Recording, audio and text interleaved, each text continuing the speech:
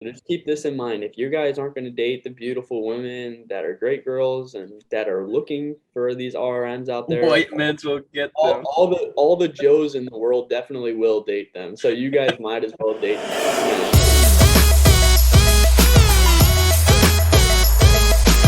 Hey, what's up, guys? Welcome to the Light Podcast. We have here Spencer, and this is your co host, Dan. Right now, we're going to talk about our life after the mission. So, we just want to introduce ourselves first. My name is Dan. I am from the Philippines, and I have served in the Philippines Tacloban mission. Cool. And my name's Adam. I'm from Dover, Delaware, here in the U.S., and I served also in the Philippines Tacloban mission. So, Awesome. So me and Spencer were actually companions, and he's my trainee.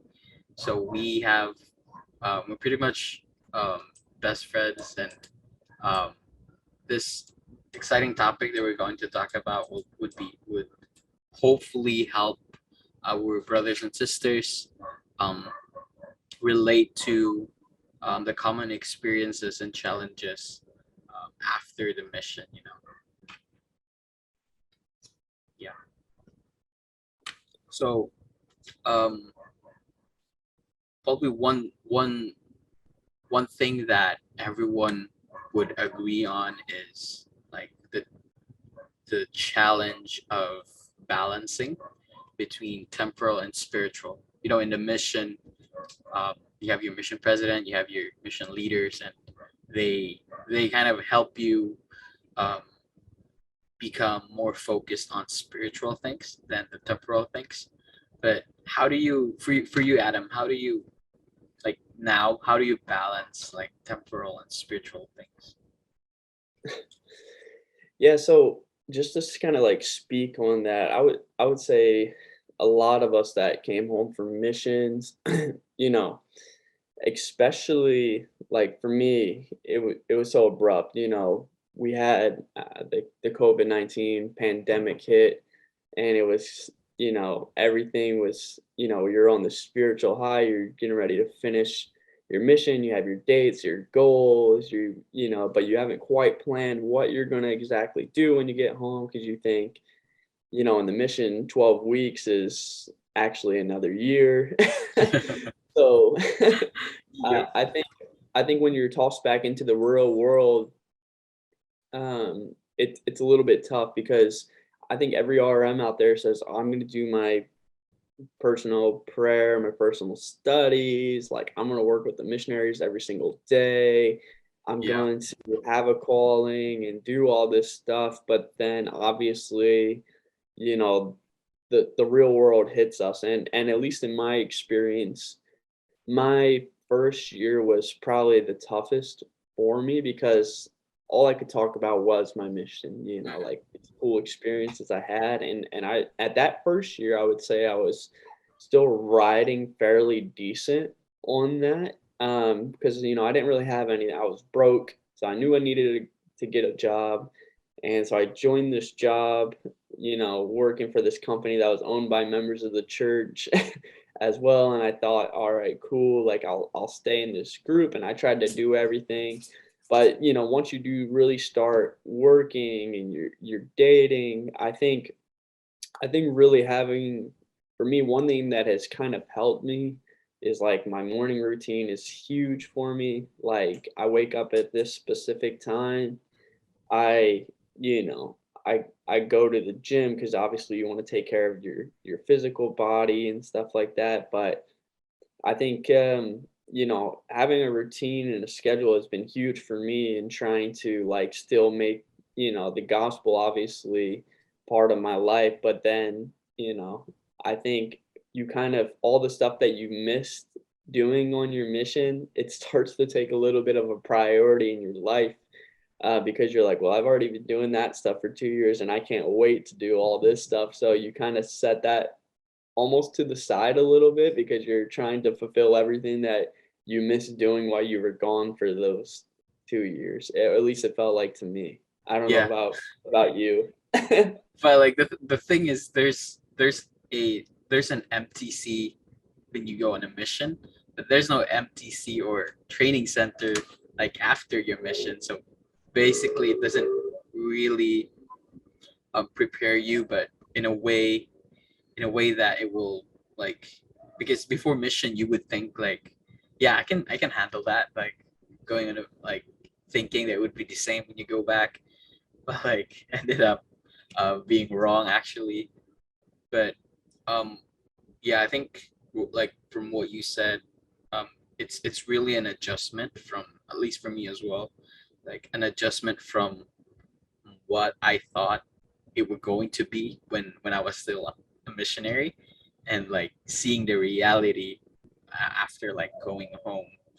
But yeah, one thing that helped me a lot is um not not changing everything like right away, trying to like adjust for a while first, like um of course scripture study is there, prayer is there, but like when you get lost with the worldly things that is like, for example, work, your studies or dating, those things that kind of um, kind of hinder your daily routine as a missionary. Now it changes from what is your reality now as an RM.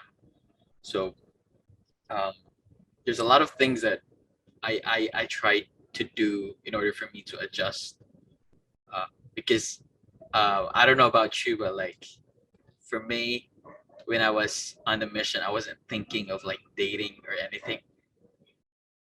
So when I got home, yeah, funny thing is like every time a girl speaks to me, like very close, like I would feel I don't know. I think it's more of like the Filipinos, but like I think the Americans, you're all good with that. Yeah, I would say for the most part, I would say most of the Americans definitely Ready had to some get married. ready to get married, definitely had some mission crushes. I don't think anybody really acts on those thoughts or feelings, which is great, Yeah. Um, but I mean, I think the Americans, they go here and they're so used to the culture, they're so used to at least, following the church guidelines. They've been dating at least since they were probably 16, on whether it was group dates or stuff. And, Yeah. it's pretty, they advocate for that hard, to get out and Hmm. do stuff, meet new people. And I would say the Americans that I know, like my buddies aren't as shy as like a lot of my Filipino Hmm. companions are just in general, like in their personality traits. So I think when the Americans went home, everyone was, it's crazy because obviously, me being engaged now, like I thought I would be one of the first people to have, got, engaged and married. And now like Mm. all my closest batchmates, I guess you would say, like they're already married. Some are, people on our mission are having kids and stuff like that. And I'm just like, man, that is insane. I mean, I look at my They're dog and too I just think, fast. and I'm like, man, this is a challenge enough. A kid, I'm like, that is insane. So, Does that I, really like give you like a like pressure to like get married as well? Like, yeah, I would say so because there's this kind of standard in the U.S. At least that it's just like, if you're not going on a mission, then obviously you should be like, you should do like your 4 years of school, get your hmm, bachelor's degree, you should get married, get a job, work 9 to 5, and do all this stuff. And then you see your friends who are actually like finishing up, or they're married and they haven't finished school, or and this LDS culture of like art, like outside of this culture is like, people get married whether they're still in school, they're broke or not, but yeah, outside that's everyone's true. like well established, and people look at you like you're crazy here because they're like, man, you're only, whatever, if they go in their 18s and whatever, they're 21 now, and it's like you should be in college, like partying and stuff like that, like you're married, you're doing this stuff. Yeah. And So when you get thrown back into that world, it's almost like a shock for you because, like for me, where I don't live in like Utah or Idaho, where it's like a higher density, I guess you would say, um, you're not surrounded by that as much, like people that share those same values as you. So it's kind of Yeah. like a little shock to your system because you're like, man, I've been so used to doing this, this, and this, and developing your own path along with like your companions and your mission president, like on a spiritual basis, and now everything's just kind of dumped onto you. You need to like sort through what to do. But I would say as an American, like, you know, for me, like, yeah, no, I think dating is probably the priority for most Americans. They're just ready to, Yeah. they're like perfect mission's done. I can finally date. And But like in the Philippines, it's actually like the big opposite, because here people are more like, I would say, conservative in terms of that. Like, I don't know. It's probably the culture here in the Philippines that made most Filipino RMs like feel that way, like trying to like be becoming awkward with like sisters, with like women, and like um it's just, I think um people should, like in the Philippines, should actually change that, because um I only when, like, when you get to date people, that you would find out how amazing RM life is. Like, it's actually like what mission presidents would always say, like, that's your next mission, like to get married. Like, it's the same things that you've been doing on in your mission. You're finding, you're teaching, you're trying to convert people. But this time, like, it's for you. Like, you start finding, like, looking for a partner, looking for your eternal companion. And um I'd say, like, RMs here in the Philippines, like, they have a lot, uh, like, more pressured by the members in general. Like, I don't know in the US, but like in the Philippines, something that kind of pisses me off is like when people say um you're an RM, you should be like this, having that like expectation, like, from people. I think it's good in a way that it would direct you to the covenant path to get married and stuff. But like, I think members should not always judge people or judge RMs that way. Like, having, like, let them have it on their pace. Like, you don't know, they might have a trauma, or you know they might have depression or stuff that they need to heal first before doing those things. So yeah, no, and real quick on that, I just want to speak out to the Filipinos. Let's just say this. I think all Filipino guys that come home from their missions and everything, they should definitely not be shy because I think they should be dating. There's a lot of wonderful women. Obviously, my fiance, from the Philippines. yeah. So just keep this in mind. If you guys aren't going to date the beautiful women that are great girls and that are looking for these RMs out there, White men will get all, them. all the Joes in the world definitely will date them. So you guys might as well date them now. So That's actually good advice, making it like putting the pressure in for like the Filipino guys. but I would say you're correct. So one thing I love about the church is kind of years ago, it was kind of like this thing where you kind of like walk these steps, I would say, like, you, especially as a young man, right? You, you go up in the church, you see all these guys, you learn how to pass sacrament when you Mhm. receive, the priesthood, and then you become a priest, you're up there blessing the sacrament, and you have all this nervous stuff building up, and you're going through your teens, you're dating, you got acne on your face, you have no self-confidence, and then they're like, all right, perfect. Now the way the best show your love to the Lord, which is amazing, you go out and serve these missions for 2 years, and for most guys, it's the first time away from home, from family, especially if you go to the Philippines, um, where you're not always going to be using toilet paper. I think it's I think it's a big transition for these Americans, right?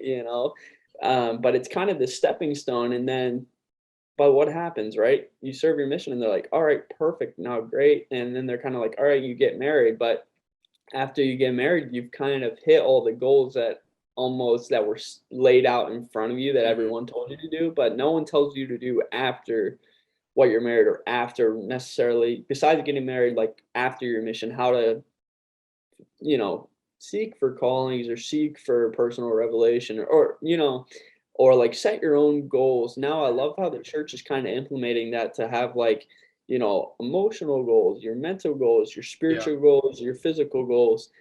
Because it's not such a stepping stone, but you work at your own pace. And I think, they really implemented that for the youth, but I think, us as RMs, we can really take that and say, okay, all this stuff's coming spiritual Yeah, and that's true. temporal. So instead of just piling it on, we can kind of sort it out and not create these stepping stones for ourselves. So I think it's something to keep in mind for all the RMs out there to utilize what the prophets and leaders of church have given us, to really do that because it's helped me Hmm. out a ton to utilize that four square chart of those different categories of what I want to do, what I want to accomplish, instead of just trying to like do this list and check everything off of okay, now that I did this, now it's time to read my scriptures. Now that I read my scriptures, I'm going to go to I'm gonna go on a date or, whatever. You just kinda set your goals and work at your own pace and don't feel like you need to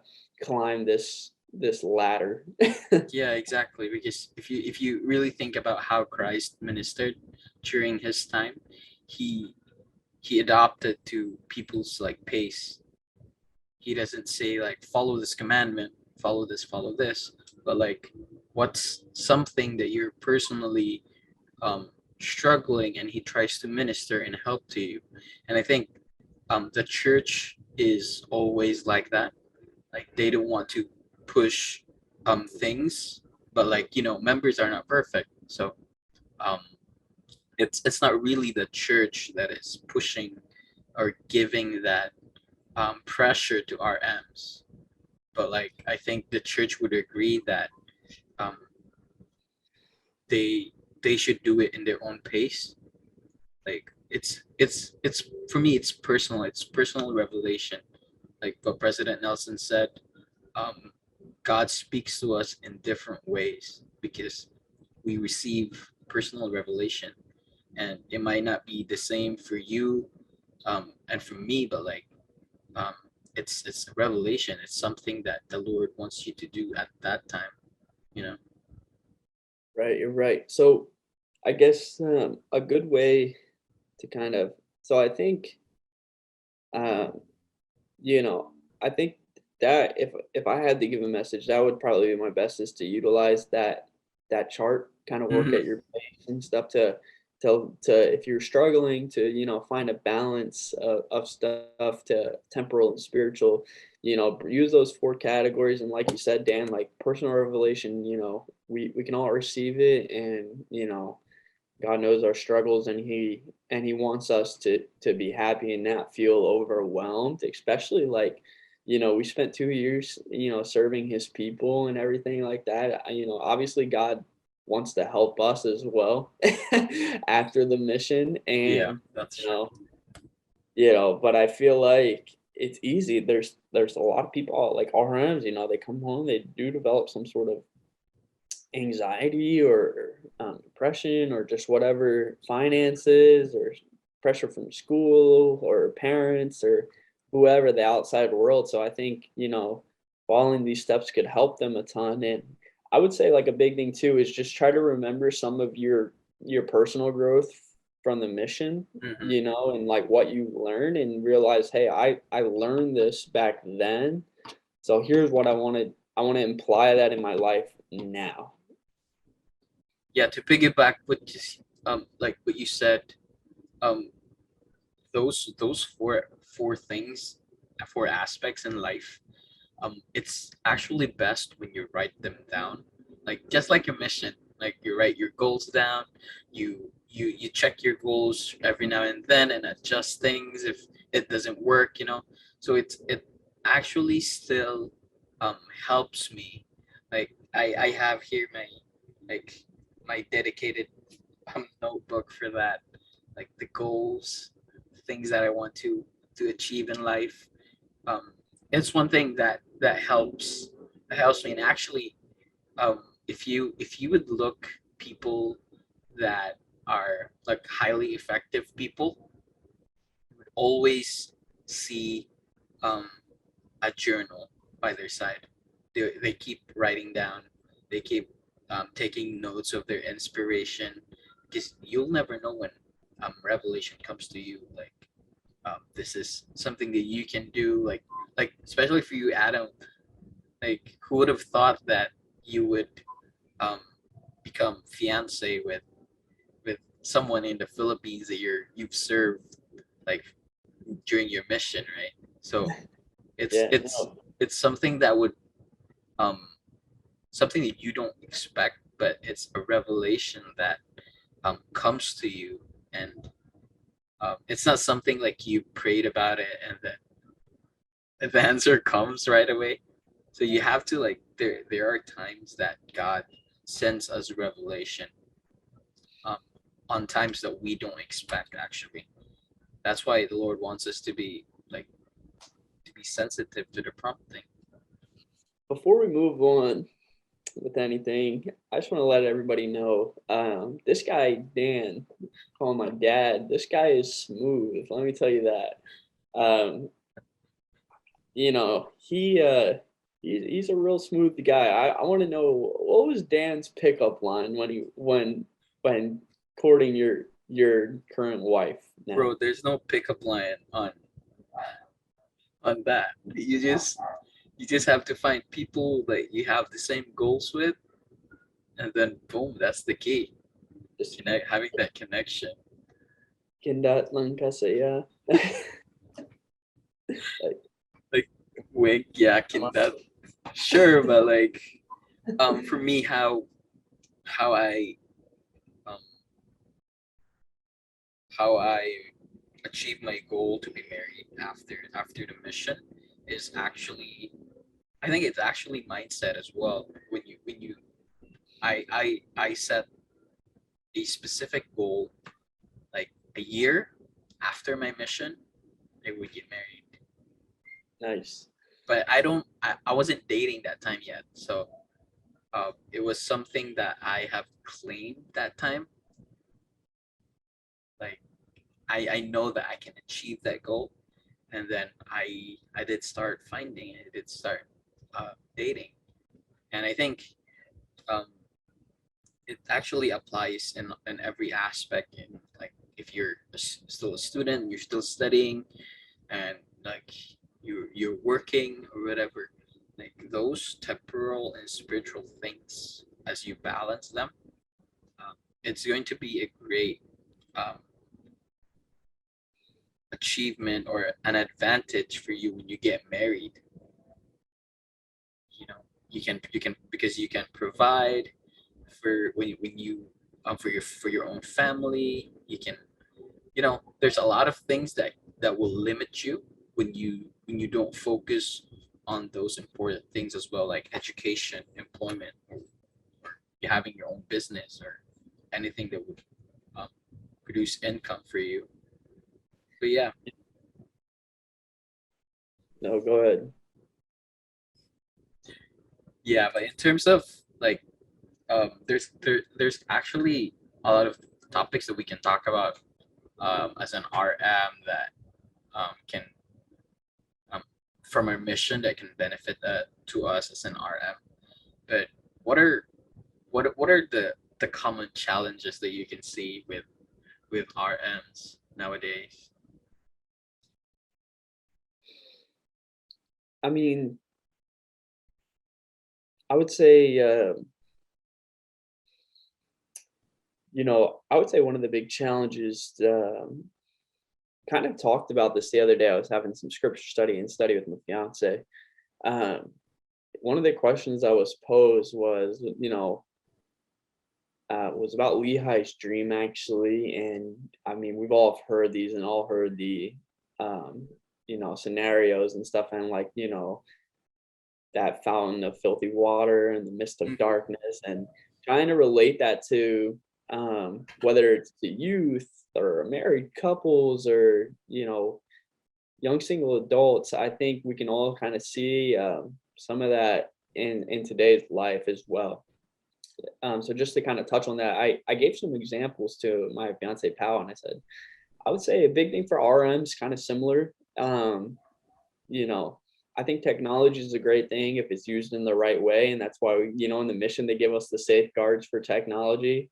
I mean, not a huge concern when you have the Samsung click click the one 3 times for an A or or whatever phones, but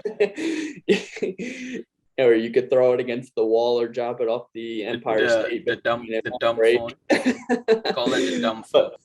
But but anyway, in all seriousness, right? Like you don't have your companion standing over your shoulder anymore to see what messages you're sending. You don't have your companion to see Yeah. you're emailing your family or if you're using Facebook in an inappropriate way or something. I think technology is a huge thing. Mhm. Because it's you have all the information you could ever want in the world. It's literally right there in your pocket, Yeah. right? You can access it So anytime. and I would say like, you know, not having a companion when you're alone, you're trying to figure out this stuff in your life, temptation is still a thing, right? And I would say some people are better at not giving into that than others, or maybe they even struggled during their mission or whatever it was, right? But I would say like technology, if used in the wrong way, can definitely be super harmful to us. I would say, the Absolutely. people we decide to associate ourselves with after the mission can be important because like they say that saying birds of the same feather flock together. Hmm. So if you associate yourself with successful people and who have similar goals to yourself, I think they will ultimately help you achieve your goals as Hmm. well.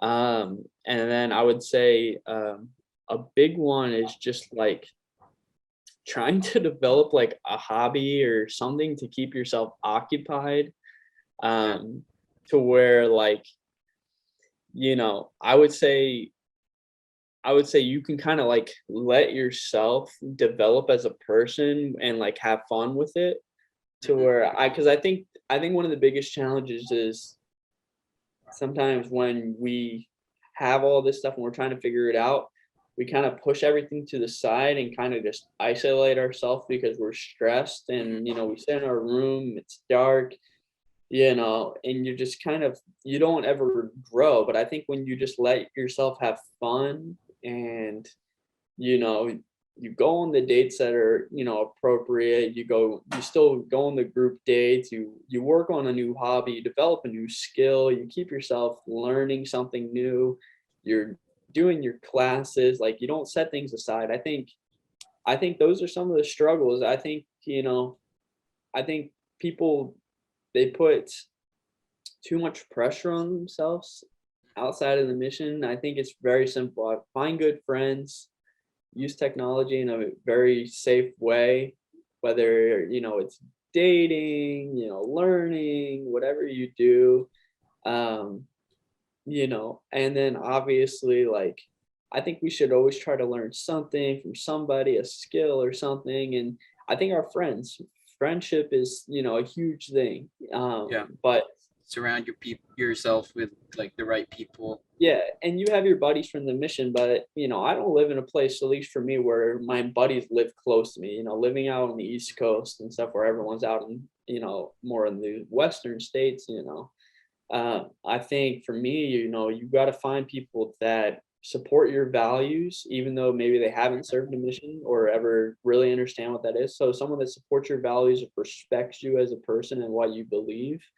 And then I think a big thing for that too is people that you can tell like are going to be successful. You want to put yourself with them because they'll rub off Hmm. on you, even if you don't know exactly what you're going to do. If they have a great idea and they're going to be successful, you Yeah. could develop or gain something from those people. But if you hang out with people that don't really have any goals or they have no respect for you, they don't respect your family or who your loved ones, Hmm. or what you want to do. I think, it's gonna be a challenge for you after the mission because you're gonna just throw all the things you learn from your mission to the side, and it's all gonna be temporal Mhm. stuff, and then it's gonna be, the repentance process and returning to the covenant path sometimes isn't easy. Yeah. So I think you never want to put yourself in a situation where you really have to go through that. And if you do, it's not the end of the world, right? That's what we have the atonement Mhm. for. But that's why, we try to put up these safeguards right now so that way we can stay, walking that path. So that's kind of how I see it. Yeah, like I think as well one of the um things that um I don't know if it happens like in with Americans, but with with Filipinos, I can see it more here that some RMs hasn't been able to move on from their mission. I mean, what I was talking about is not really forget your mission, but to move forward. Like people still say that it's the best 2 years that I've got in my life, and some people would think like that's it. That was just the best of your life, and the rest would suck. But like actually, it's actually not true because um, when you end your mission, a mission President Argana always taught us that your mission doesn't end there. You'll have a different focus, different mission, but it's still your mission. And imagine if go you stray away from the church or from the path. Um, it's like becoming a missionary that is a disobedient missionary. Like you try to to to go away from try to go back from the old you, I would say. Um, but I can definitely um, say that RMs have better tools like after their mission because they have that experience, they have that confidence, they have that knowledge. Um, and the key for me is moving on from your mission, making your mission as your inspiration that you've accomplished.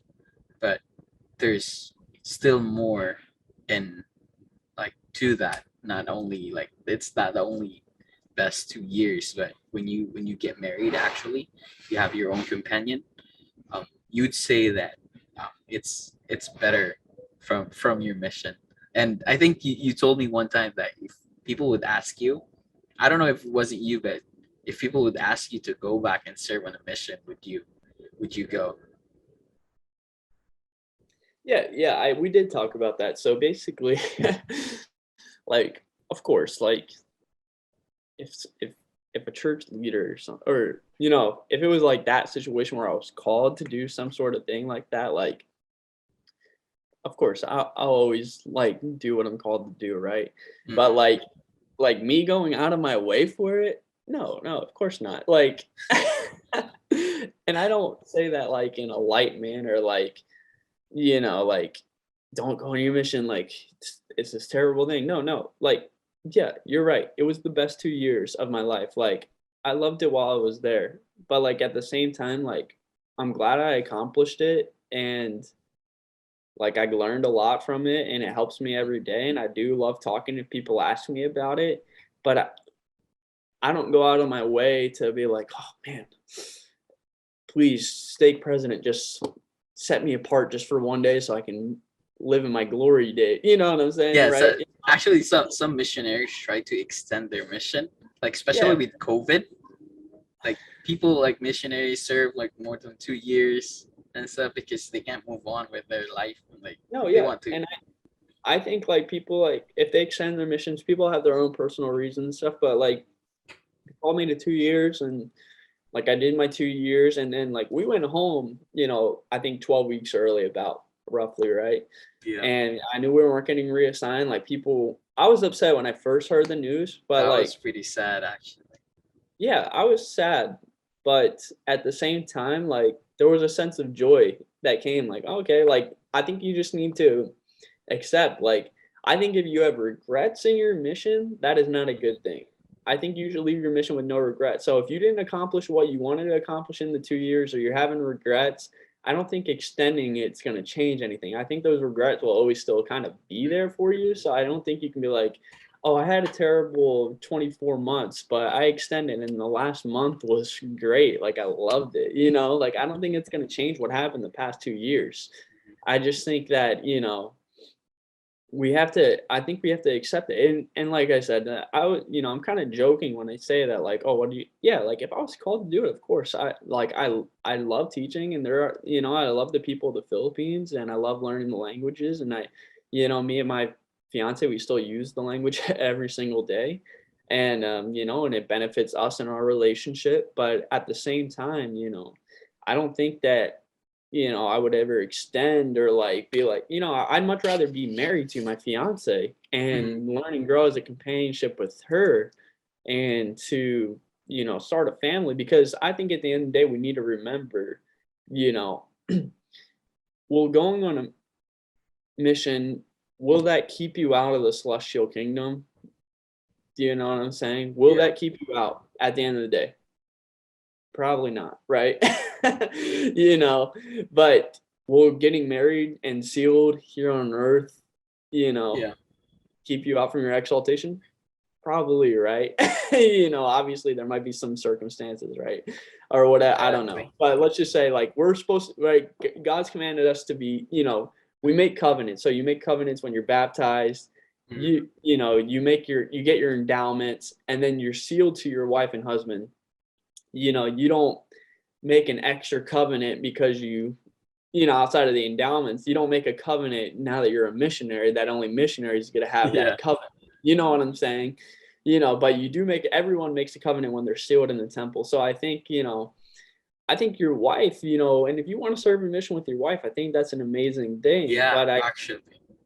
I think you should, spending time making a family and, fulfilling God's plan and everything like that, I think those are some of the um, most important things that we got to do. So I think, guys that are out there, and, we should all share our testimony and stuff like that and work with the missionaries. But I think that shouldn't be your priority is to be like, basically I'm gonna go find the local companionship here in my area, and I'm gonna make this a trio. And I'm gonna go out with them every single day. I'm gonna find ways. I'm gonna buy an apartment right next to them, so that way I can wake up at 6:30 when I hear their alarm go off, and I'm gonna go proselyting with them. No, I don't think you should do that. I definitely don't think you should do that. I think you should move on with life. And if people ask you like, how was your mission? You share your awesome testimony. You share maybe an experience or two, but that's basically the extent of it. Yeah.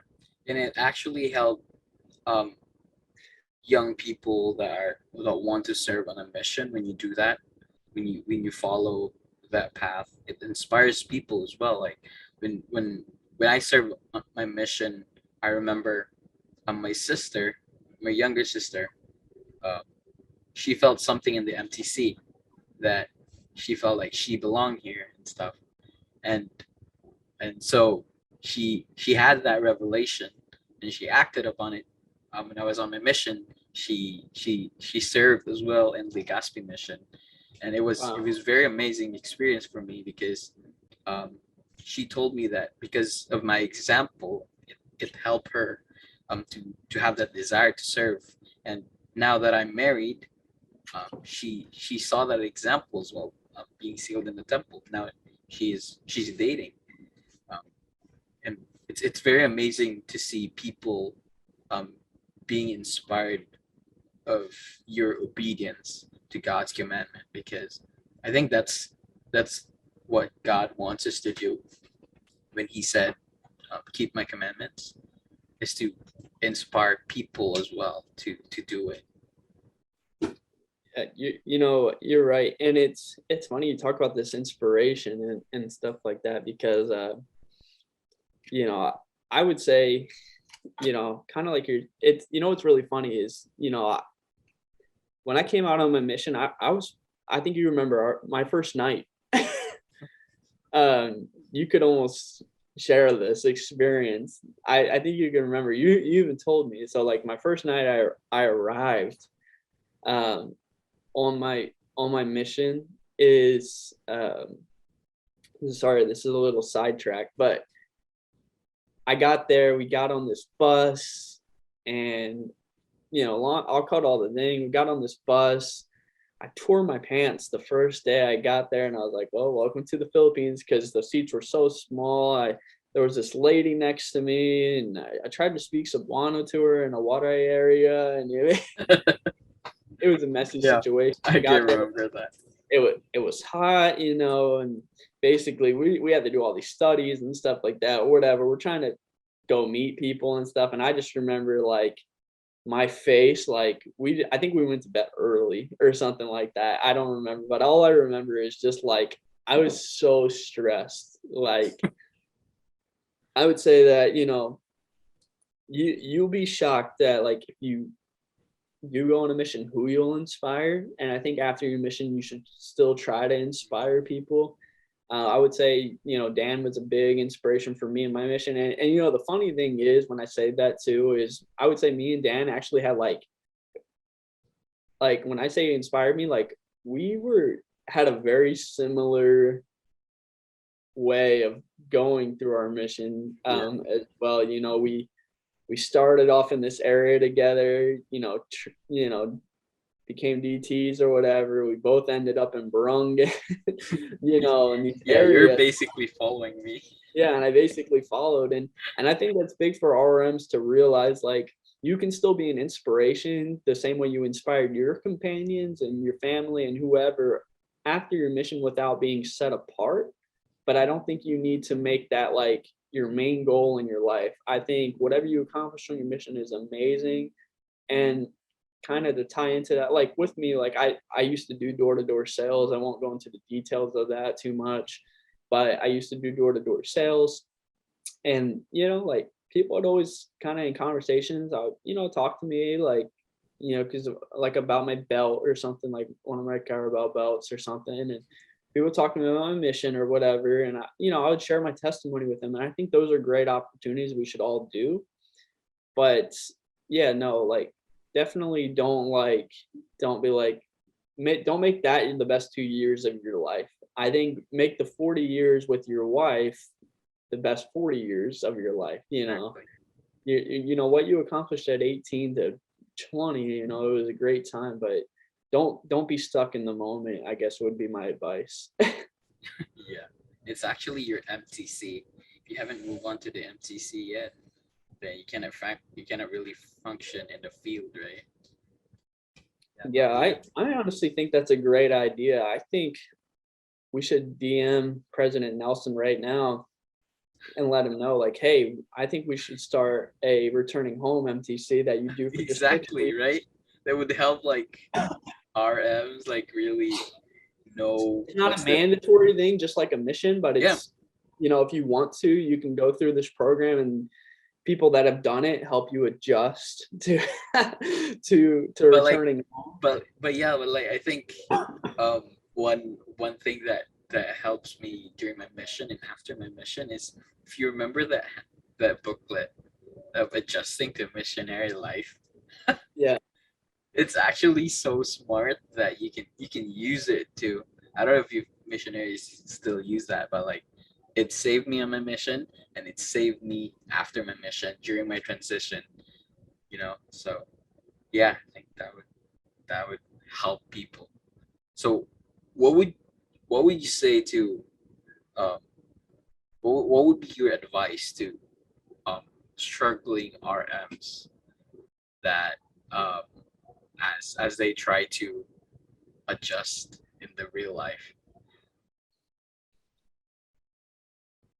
I would say very like, you know, I would say kind of the generic answer, right? Like obviously pray about it, try to seek personal revelation and do all the small things that you can do to like find answers for yourself. But I would honestly just say like you served your mission for 2 years, like just if you're struggling coming home from your mission, um, just just go explore what the rest of the world has to offer you for a little bit. You know, I think the 2 years, you got to see a little bit of whatever part of the world you were in, but you were so focused on spiritual things. I would say make the spiritual things obviously still a priority in your life. I think that out of anything obviously gives us that true happiness in our lives. But I would say before you settle down and put all this stress and make a quick decision, take a little time, maybe just like even a week or two. Just go explore like for me, what does Adam want to do? What do I want to accomplish? Have some time to like just give yourself a little bit of a break. It's kind of like give yourself your own personal spring break, I would say, take a week or two just to go do what you want to do. Obviously, don't set aside your spiritual stuff, but don't stress yourself out about it, either like trying to still be this missionary, just let that go for you're set apart. Let it go for 2 weeks. Let school and work come. Man, I look so white on this camera. This is insane. I feel like a ghost right now. But anyway, just take 2 weeks, explore what you want to do, enjoy your life, and then after that, make some goals, do the 4 category chart, set your goals, stick to your goals. That's all I'm going to Amazing. say about that. Awesome. Now, I would say to like my advice to missionaries, return missionaries is, it's all about the mindset. Um, it's I think every missionary can relate to that when you're transferred on a different area and you try to ask other missionaries how's this area, and they would say the negative side of the area, like this area is not progressing, you can't teach people, there's a lot of different churches, and like, yeah, but like all those negative thoughts will come into you, and it will actually uh, hold you to uh, progress. It will hold you from your great potential that you can do to that area. And I think it's the same thing when you get home. Have the mindset that your mission didn't end there. Have the Right. mindset that uh, you're still on a mission. That your mission is eternal. Like after this life, your mission will still go on, and um, the best thing about it is you can pick your companion. That is the best part. Yeah, I and mean, I'm a little jealous of your wife right now, but just kidding. But in all seriousness, yeah, picking a companion it's so fun, right? Like, why would you still want to be out, doing that 24/7 when, you know, get you a wife that you're gonna love forever, and then go do your missionary work with her. exactly. It's gonna be awesome. It's It's gonna be all fun. about the mindset. It's all about how you start, how you see things, because there's a lot of things that we can actually do, but it prevents us because of the negative thoughts that comes from different voices, different people. Like, you need money, you need the house first before you get married. You need everything like set before you get married. But like, actually, the Lord will help you when you follow His commandments. He finds a way for you to follow it. So, um, I think um, in in Psalms. I'm not sure if it was Psalms, but it's in the Bible. It says, um, "If God be with us, who could be against us?" And I love that scripture, and it helped me know that God is with me, and God is with you.